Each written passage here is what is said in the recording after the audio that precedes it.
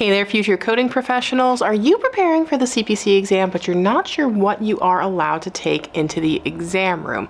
Well, you're in luck because that's exactly what I'm going to be covering in a deep dive in today's video. Hey there, I'm Victoria. I'm a medical coder, auditor, educator, and content creator. And on my channel, I provide tips, tricks, and tutorials to help you be successful in a medical coding career. And if you want to be prepared for the CPC exam, you can do so by signing up for Preppy. Preppy is an amazing program that you can find out more about at my Medical Coding Masterclass at medicalcodingmasterclass.com.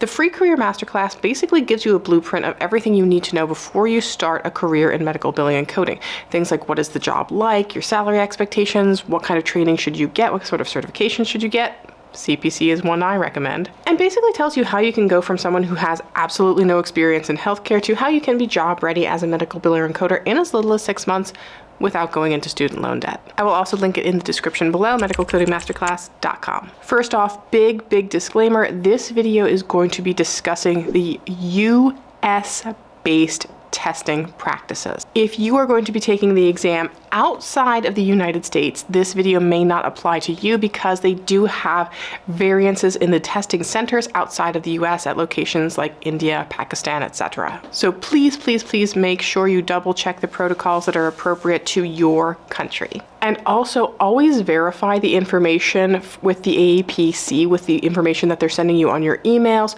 or in your instructions, because this has changed a lot in the past 5 years and there is still a lot of misinformation out there, especially with instructors. They still base things off of their experience or things that they've heard. And even I, as I was making this video, realized that there have been some slight changes that I wasn't even aware of. So what I'm providing to you is going to be accurate to the best of my knowledge on the date of this recording, but it's April of 2024, so if you're taking this in 2025 or 2026, some things may have and probably have changed. I'm going to link below exactly where you can find the instructions that are provided by the AAPC so that you can reference back to the source that they come from. So starting in 2024, there are 2 options for taking the CPC exam. There is the LRP, which is the live remote proctor, or you can go to a major exam center site. In both cases, it is an electronic examination. There was some confusion that people were getting misinformed that there was going to be no in-person exams. It's not that there's no in-person exams, it's just that there's no more paper exams. They're no longer administered by local chapters like they used to be, volunteers. They are now very structured. It is an online electronic exam. You either just take it online from your home or you take it at the exam center. With the live remote proctor, it is literally someone watching you on a camera the entire time, proctoring you remotely. So taking it remotely, it does require a little bit more setup, which we will talk about. Now, for either of these settings, in person or online, you are going to need to have a valid photo ID, and it is going to have to match the name that you registered for the exam with. You can also take your books along, your code books. For the CPC exam, you are allowed to take CPT, ICD-10-CM, and HCPCS. They must be paper books for 2024, and the AMA edition of the CPT book is the only edition that's allowed. AMA is for CPT. You can bring any edition of ICD-10-CM or any edition of HCPCS that you want. It could be Bucks, PMIC, it could be the AAPC edition, the AHIMA edition, Optum, whatever editions of ICD-10-CM or HCPCS you want. CPT has to be the AMA edition only. They also have to be the physical copies. Now, there has been some piloting of using the ebooks. I don't see that happening though for the duration of 2024. There's a possibility we might see it in 2025, so definitely stay tuned for that. The books have to be the current calendar year or 1 calendar year prior. It's highly recommended that you bring the books for the calendar year that you're sitting in for.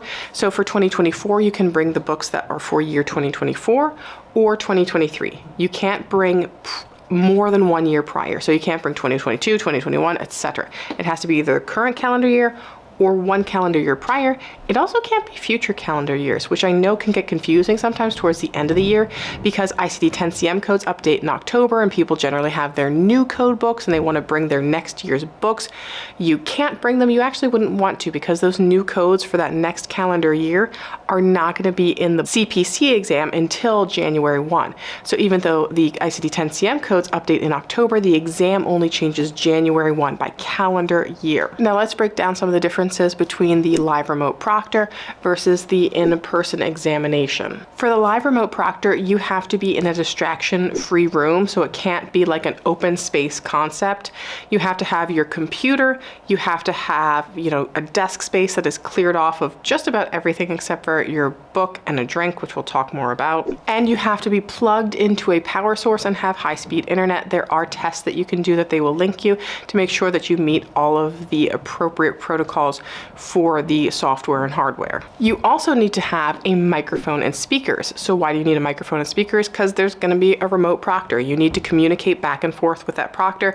So you need to hear them, they need to hear you. That doesn't mean you need to have high-end equipment, podcast mics and so forth, but it does mean that you can't use headphones because they can't verify all kinds of things or that might be going in and out of those headphones. So you can't wear headphones, and you're also not allowed to bring earbuds. And if you're someone who uses a VPN, it's recommended that you do not use your VPN during the exam because it just causes some interference. You also have to unplug any additional monitors. So they will check, for example, your settings on your computer to see what other peripherals are plugged in, and they will sweep the room as well.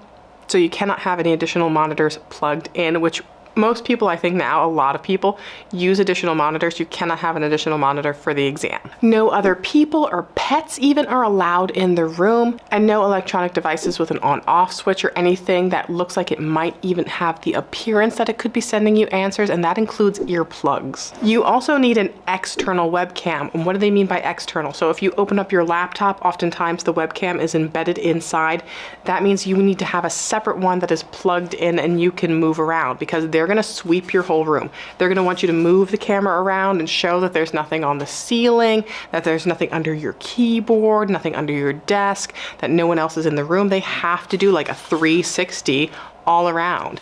I recommend getting a tripod. You don't have to get anything as complicated as this, because it just makes it easier, because the way they want you to position the camera is so that they can see like your keyboard and your books and like your whole work area kind of off to the side like this. And it's hard to do that if you've just got the camera and you're trying to figure out how you're going to finagle it at the right angle when you have nothing but books and a drink on your desk. Speaking of which, there has been an update to the beverage situation, which I discovered as I was reviewing the materials for what's permitted for the exam. It used to just say that you were allowed to bring your books and have a beverage on your desk during the exam.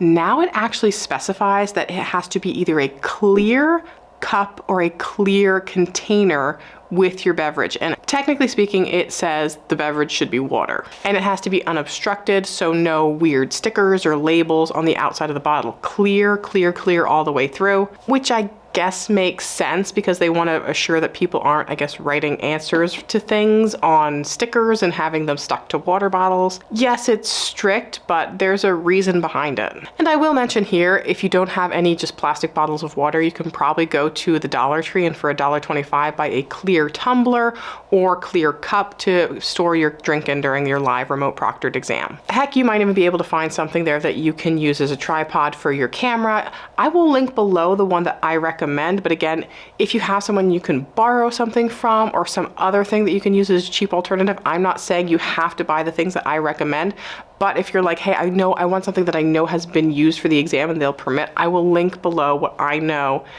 will be permissible for the exam and is not like over the top expensive. And don't forget the things that are not permitted for the exam. So you cannot bring to the exam writing utensils, scratch paper, electronic devices including your cell phone or smartwatches, or a whiteboard. They did for a while permit a whiteboard. The whiteboard is no longer permitted. And you can be disconnected or disqualified from the exam if you don't meet this criteria. This is not some high school math exam. This is a very serious certification exam with very high integrity that needs to be kept. Now let's talk about the in-person exams at the exam centers. So again, you need your ID, you need your books, and you also need your ticket. They send you like an email that says, here's your ticket for entrance to the exam, essentially. Nothing else is allowed in the exam room. Now, all of these exam centers differ, but from what I understand, a lot of them do have lockers or other accommodations for where you can store things like your car keys or a throat lozenge or a beverage. So talk with your exam center.